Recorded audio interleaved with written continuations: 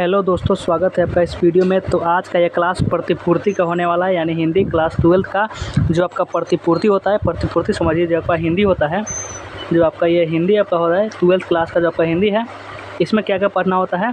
इसमें आपको एक पढ़ना होता है गद्यखंड आपको एक पढ़ना होता है गद्यखंड, और इसमें से एक होता है आपका पदखंड, एक होता है पदखंड जिसमें सिर्फ कविता रहता है। और उसके बाद इसमें एक रहता है आपका प्रतिपूर्ति, जो आपका लास्ट में बुक होगा उसमें आपका लास्ट में देखने को मिलेगा प्रतिपूर्ति। यही प्रतिपूर्ति में कितना चैप्टर है आपका? ये प्रतिपूर्ति जो है इसमें 3 चैप्टर हैं। प्रतिपूर्ति में आपका 3 चैप्टर है। देखिए, सबसे पहला चैप्टर का नाम है क्या? चैप्टर का नाम है रस्सी का टुकड़ा। रस्सी का टुकड़ा जो आपका चैप्टर का नाम है रस्सी का टुकड़ा। इसी चैप्टर से हम देखने वाले हैं क्या? ऑब्जेक्टिव प्रश्न। रस्सी का टुकड़ा चैप्टर का नाम है सबसे पहला चैप्टर, और दूसरा चैप्टर का नाम है क्लर्क की मौत, और तीसरा चैप्टर है पेशगी। तो आज हम इसी जो आपका चैप्टर है, ये आपका रस्सी का टुकड़ा, आपका चैप्टर का नाम है रस्सी का टुकड़ा। इसी चैप्टर से हम ऑब्जेक्टिव प्रश्न देखेंगे। जो आपका प्रतिपूर्ति है, यहाँ से भी आपका 10 नंबर का क्वेश्चन भी ऑब्जेक्टिव में पूछ दे रहा है बिहार बोर्ड, तो इसीलिए आपका ये भी जरूरी है।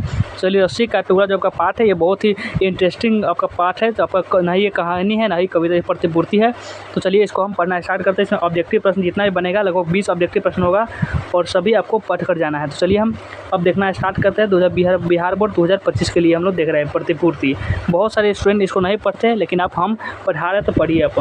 सबसे पहला नंबर ऑब्जेक्टिव प्रश्न है। चलिए वो आंसर लगाते चलिएगा, कमेंट में इसका आंसर लगाइए कि देखिए 12th यहाँ पे लिख दिए हुए, ताकि कोई कन्फ्यूजन हो। प्रतिपूर्ति और रस्सी का टुकड़ा चैप्टर का नाम है।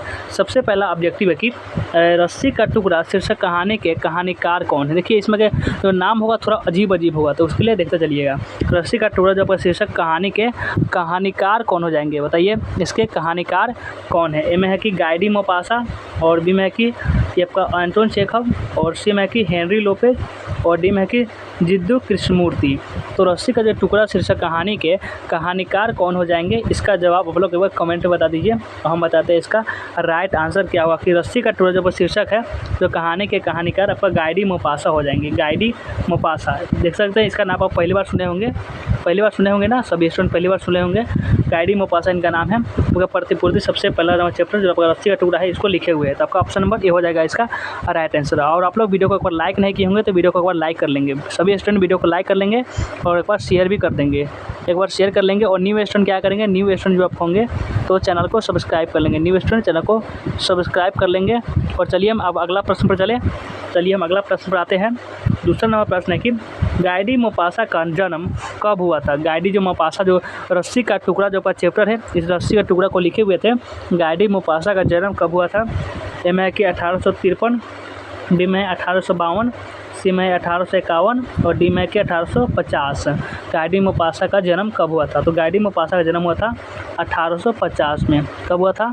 1850 में इनका जन्म हुआ था, जो आपका ऑप्शन नंबर डी में दिख रहा है। ऑप्शन नंबर डी इसका हो जाएगा right answer. Option number D हो जाएगा इसका राइट आंसर। तो चलिए हम अगला प्रश्न पर चलते हैं, और सभी काउंट करते चलना है कि आपसे कितना सही हो रहा है। लास्ट में हम पूछेंगे आपको, तो कमेंट में लिख देना है। काउंट करने चलिएगा कि आपका कितना सही हो रहा है, कितना गलत हो रहा है। और चलिए हम अगला प्रश्न पर चलते हैं। तो ये अगला प्रश्न है कि गाइडी मोपासा का निधन कब हुआ था? जन्म जान लिए, जन्म कब हुआ था आप जान लिए। आपका जन्म हुआ था 1850 में, ये तो क्लियर है। जन्म आपका 1850 में हुआ था। अब पूछा जा रहा है कि आपका ये निधन कब हुआ था इनका। ए में है कि 1896 में, और बी में 1895 में, सी में है कि 1894 में, और डी में 1893 में। गाइडी मोपासा का निधन कब हुआ था? तो गाइडी मोपासा का जो निधन था वो जन्म हुआ था 1850 में, और निधन हुआ था 1893 में। 1893 में इनका निधन हुआ था। तो ये आपको समझ गए। आपका ऑप्शन नंबर डी में होगा इसका right answer. Option number D हो गया इसका राइट आंसर। ये आपका गाइडी मोपासा है, ये बहुत ही फेमस राइटर थे। ये आपका 300 कहानियाँ ही सिर्फ लिखे हुए थे। और चलिए हम चलते हैं अगला प्रश्न पर। आपका जवाब कमेंट में लिखते चलना है। अगला प्रश्न है कि मोपासा किस देश का रहने वाला था? तो आपका गाइडी मोपासा, इसमें शॉर्ट में हम इसको मोपासा कहते हैं।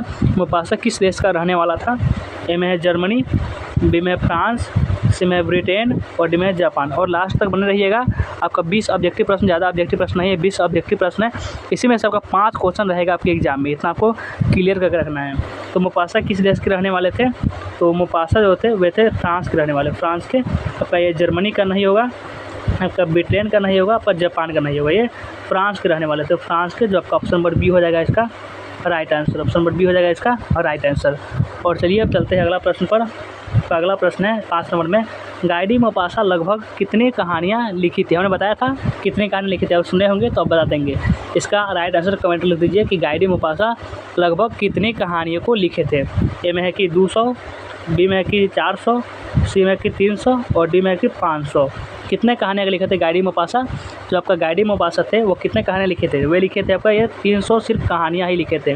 उपन्यास छोड़िए, अभी सिर्फ ये कहानियाँ ही लिखे थे। कितना का कहानियाँ ही लिखे थे आपका ये 300 आपका कहानी ही लिख दिए थे।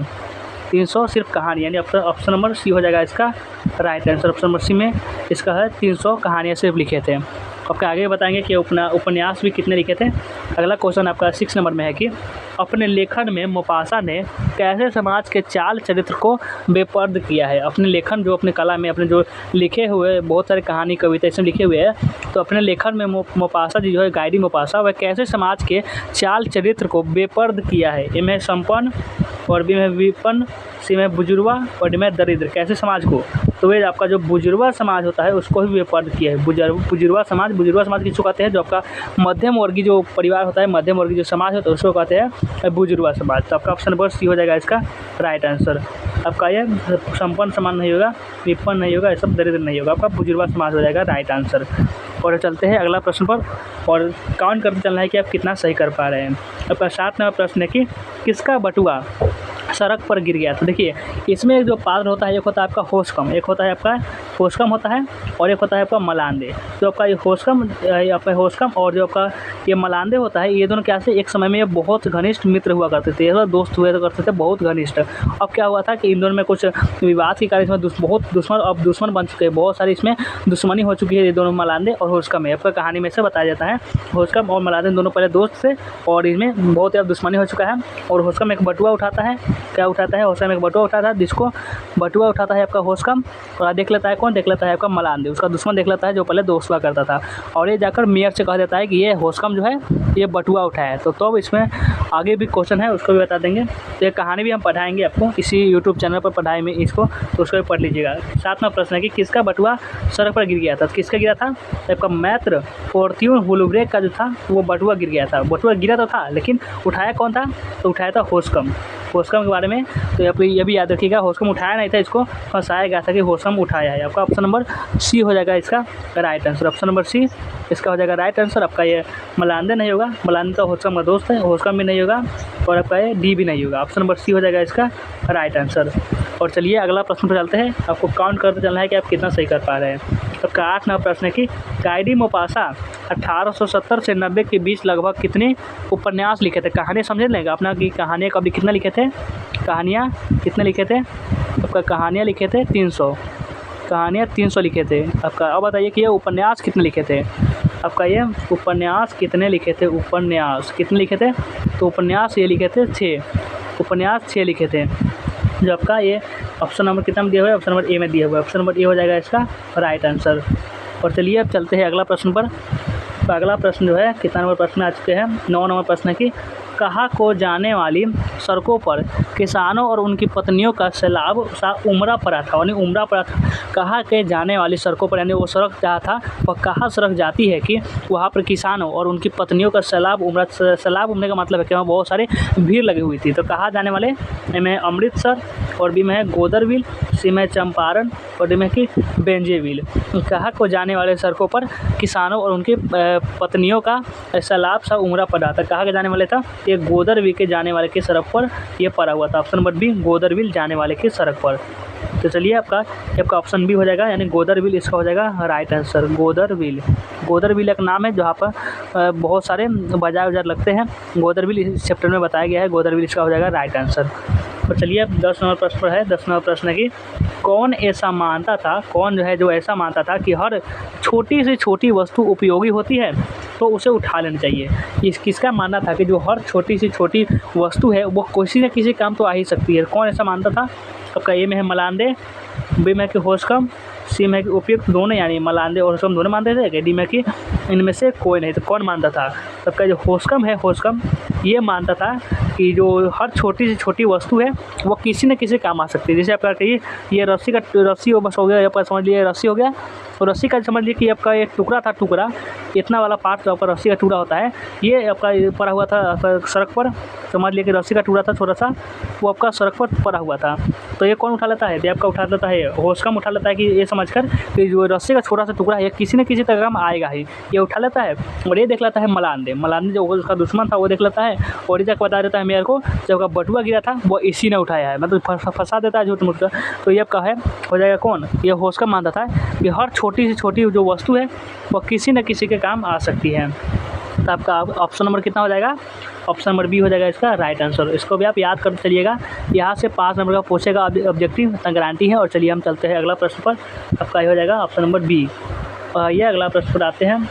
देखिए आपका अगला प्रश्न है कि होशकम को रस्सी का टुकड़ा उठाते हुए कौन देख लेता है? कौन देख लिया था? हमने बताया था अभी पहले बताया था कि कौन देख लिया था। जो होशकम जब रस्सी का टुकड़ा उठा रहा था तो वो देख लेता है कौन? उसका दोस्त था आपका मलांदे। होशकम और मलांदे दोनों दोस्त थे, उनका दोस्त देख लेता है, यानी मलांदे जो अब दुश्मन हो चुका है। आपका ये ऑप्शन नंबर ए हो जाएगा इसका राइट आंसर। ये मलांदे देख लेता है और जाकर बोल देता है कि इसको, ये मेयर को बोल देता है कि जो आपका होशकम है उसने क्या उठाया था?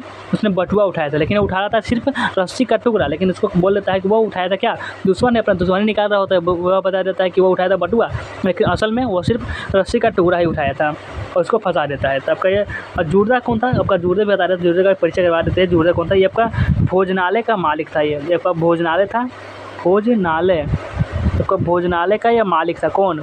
भोजनालय का मालिक कौन था? आपका जुर्दे आपका भोजनालय एक चला रहा था जिसमें सभी जो लोग थे वो भोजन करते थे। भोजनालय का मालिक क्या जुर्दे था। और मेयर साहब तो आप जानते हैं, मेयर साहब एक नाम ही है। और चलिए अगला प्रश्न पर चलते हैं।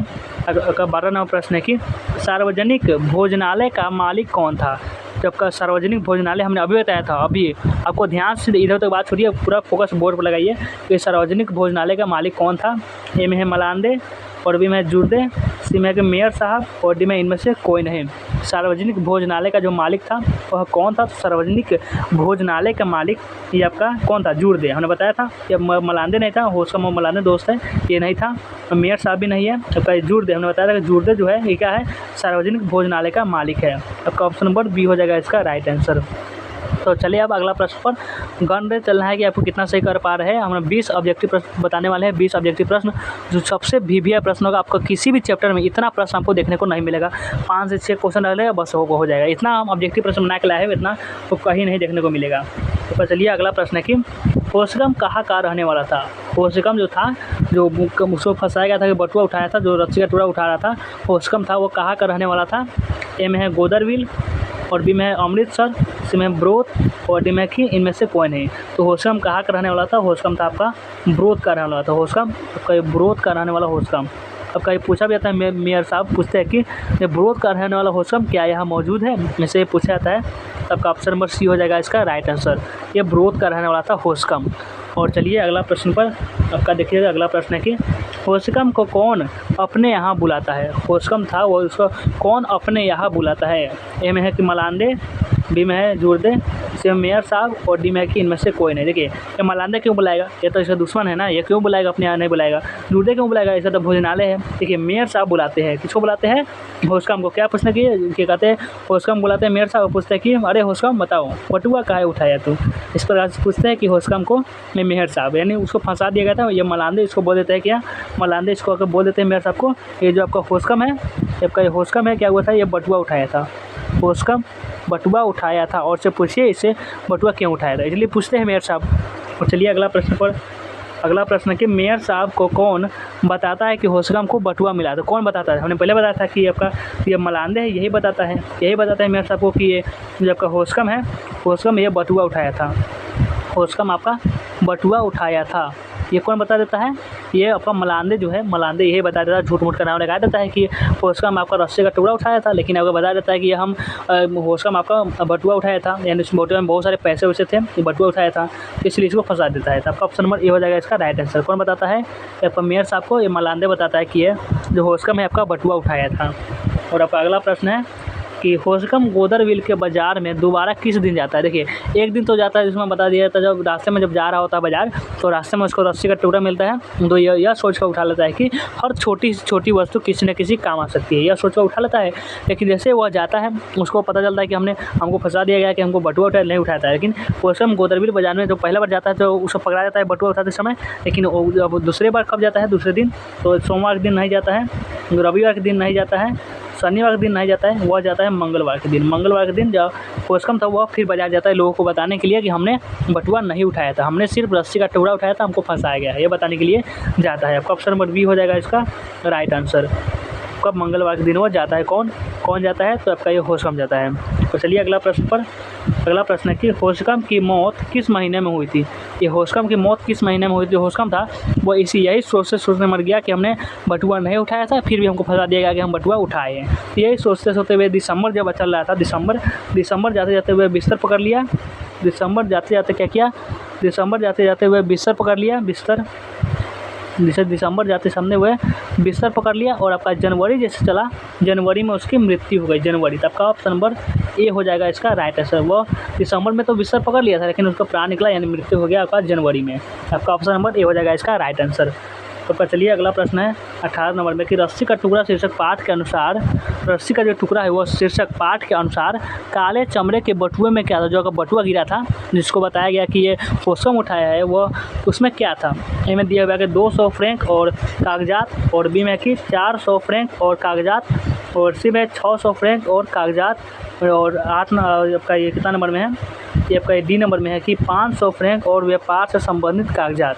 तो आपका 500 फ्रैंक और व्यापार से संबंधित कागजात इसका हो जाएगा right answer. Option number D हो जाएगा इसका राइट आंसर। रस्सी का टुकड़ा शीर्षक पाठ के अनुसार काले चमड़े के बटुए में क्या था, तो ये 500 फ्रैंक और व्यापार से संबंधित कागजात था। जो होशंगम नहीं उठाया था उसको फंसा दिया गया था कि होशंगम तुमने उठाया है। आपका हो जाएगा ऑप्शन नंबर डी। और चलिए अगला प्रश्न चलते हैं, ज़्यादा प्रश्न अब नहीं बचा हुआ है। 19 नंबर प्रश्न की कहानी विधा को आधुनिक रूप देने में किनका स्मरणीय योगदान है। जो कहानी को विधा है उसको आगे बढ़ाने में, बहुत अच्छा रूप देने में किसका बहुत योगदान है। ए में मोपासा का, बी में चेखव का, सी में लोपेज का, और डी में कि इनमें से कोई नहीं। तो इनका योगदान है कहानी को विधा को आधुनिक रूप देने में। आपका मोपासा यानी गाइडी मोपासा का बहुत ज़्यादा योगदान है कहानी को आगे बढ़ाने में। और चलिए अगला प्रश्न पर चलते हैं। आइए अगला प्रश्न पर, तो वही प्रश्न आ गया। अगला जो प्रश्न है आपका, चलिए अगला प्रश्न कितना नंबर में है, ये आपका 20 नंबर प्रश्न है। देख सकते हैं कि गोदरविल के चौराहे पर किनकी भीड़ लगी थी। गोदरविल के चौराहे पर किनकी भीड़ लगी थी। इनमें गायों की, इनमें लोगों की, इसमें गाड़ियों की, और इनमें बकरियों की। किनकी भीड़ लगी थी।